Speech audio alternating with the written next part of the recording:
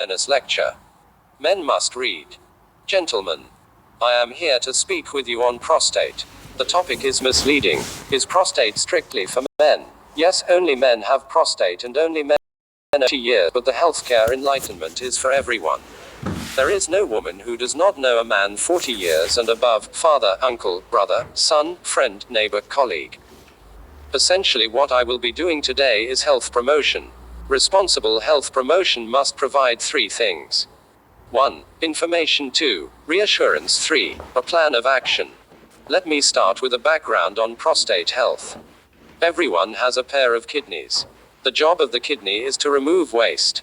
It is the LAWMA, waste management company, of your body. Every day your blood passes through the kidney several times to be filtered. As the blood is filtered, urine is formed and stored in a temporary storage tank called the urinary bladder.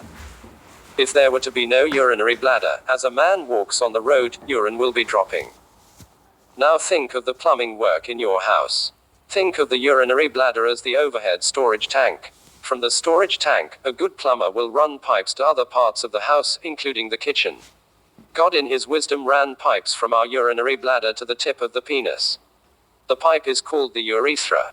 Just below the bladder and surrounding the urethra is a little organ called the prostate gland.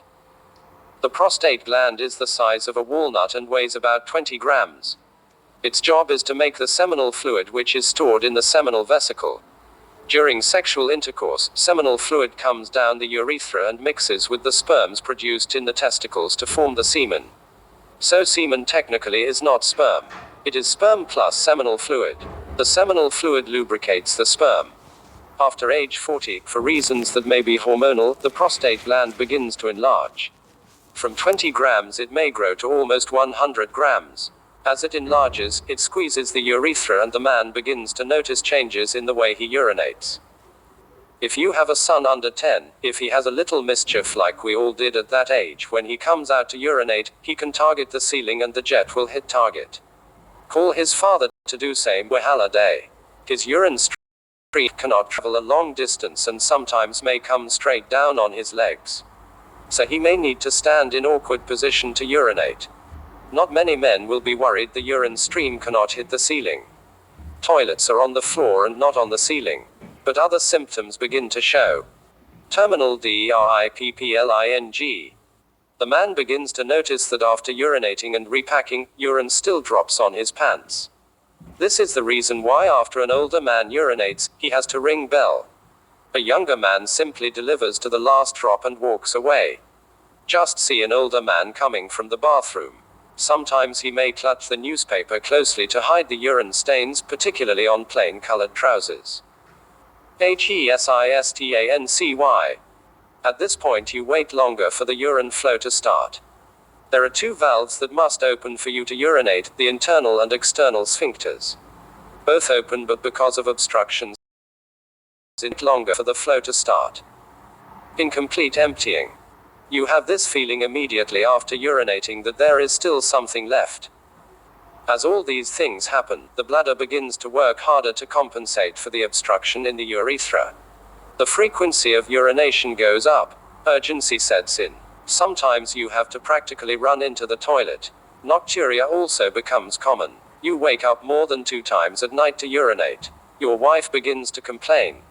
Men being men may not talk to anyone even at this point. Then the more serious complications start. Stored urine gets infected and there may be burning sensation when urinating. Stored urine forms crystals. Crystals come together to form stone either in the bladder or in the kidney. Stones may block the urethra. Chronic urinary retention sets in. The bladder stores more and more urine. The size of the bladder is 40-60 centiliters. A bottle of Coke is 50 centiliters. As the bladder stores more urine, it can enlarge up to 300 centiliters. An overfilled bladder may leak, and this leads to wetting, urinary incontinence. Also, the volume may put pressure on the kidney and may lead to kidney damage. What may likely bring the man to hospital is acute urinary retention. He wakes up one day and he is not able to pass urine. Everything I have described above is associated with prostate enlargement, technically called benign prostate hyperplasia. There are other diseases of the prostate like 1. Prostatitis, inflammation of the prostate. 2. Prostate cancer, cancer of the prostate. This discussion is on prostate enlargement. I have bad news and good news. The bad news is that every man will have prostate enlargement if he lives long enough. The good news is that there are lifestyle changes that can help the man after 40 to maintain optimum prostate health. Nutrition. Look at what you eat. 33% of all cancers, according to the US National Cancer Institute, is related to what we eat. Red meat every day triples your chances of prostate disease. Milk every day doubles your risk. Not taking fruits, vegetables daily quadruples your risk. Tomatoes are very good for men. If that is the only thing your wife can present in the evening, eat it with joy. It has loads of lycopene. Lycopene is the most potent natural antioxidant. Foods that are rich in zinc are also good for men. We recommend pumpkin seeds, ugbogalu. Zinc is about the most essential element for male sexuality and fertility. Men need more zinc than women. Every time a man ejaculates, he loses 15 milligrams of zinc. Zinc is also important for alcohol metabolism. Your liver needs zinc to metabolize alcohol. Alcohol consumption. As men begin to have urinary symptoms associated with prostate enlargement, it is important they look at alcohol consumption. More fluid in means more fluid out. Drink less. Drink slowly. Exercise. Exercise helps build the muscle tone. Every man should exercise. Men over 40 should avoid high-impact exercise like jogging. It puts pressure on the knees. Cycling is bad news for the prostate. We recommend brisk walking. Sitting. When we sit, 2/3 of our weight rests on the pelvic bones. Men who sit longer are more prone to prostate symptoms. Do not sit for long hours. Walk around as often as you can. Sit on comfortable chairs. We recommend a divided saddle chair if you must sit long hours. Dressing. Men should avoid tight underwear. It impacts circulation around the groin and heats it up a bit. While the physiological temperature is 37 degrees, the groin has an optimal temperature of about 33 degrees. Pant is a no for men. Wear boxers. Wear breathable clothing. Smoking. Avoid smoking. It affects blood vessels and impacts circulation around the groin. Sex. Regular sex is good for the prostate. Celibates are more prone to prostate illness. While celibacy is a moral decision, it is not a biological adaptation.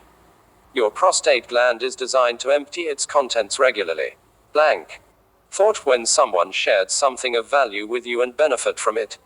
You have a moral obligation to share it with others because someone in your friends list might be saved. Forwarded as received. The subject is very important. Please post the message on the largest number of your acquaintances. Pieces of lemon in a glass of hot water can save you for the rest of your life, says Professor Chen Horan, chief executive of the Beijing Military Hospital. Even if you are busy, you should look at this message and pass it to others. Hot lemons can kill cancer cells. Cut the lemon into 3 pieces and place it in a cup, then pour hot water. It will become alkaline water. Drink it every day will certainly benefit everyone. Hot lemons can once again release an anti-cancer drug. Hot lemon juice has an effect on cancerous tumors and has shown treatment for all types of cancer. Treatment with this extract will only destroy the malignant cells and will not affect healthy cells. Second, the acids and monocarboxylic acid in lemon juice can regulate hypertension and protect narrow arteries, adjust blood circulation and reduce blood clotting. After reading, tell someone else and pass it on to someone you love and take care of your personal health. Advice. Professor Chen Horan points out that anyone who has received this letter is at least guaranteed to save someone's life. I have done my part. I hope you will help me to spread it too.